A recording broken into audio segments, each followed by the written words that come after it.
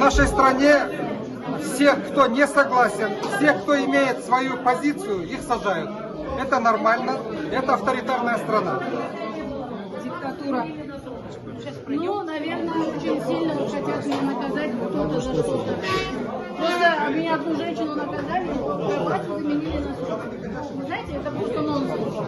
Это заказ. Явное дело заказ. Это судилище получилось. Зала освободили.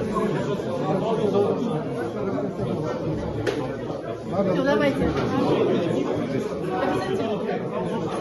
Манас, успокой всех, пожалуйста. Успокой. Чё? Нет, ты там дома всех успокой, все теперь. Ладно, успокойтесь, не ругайтесь.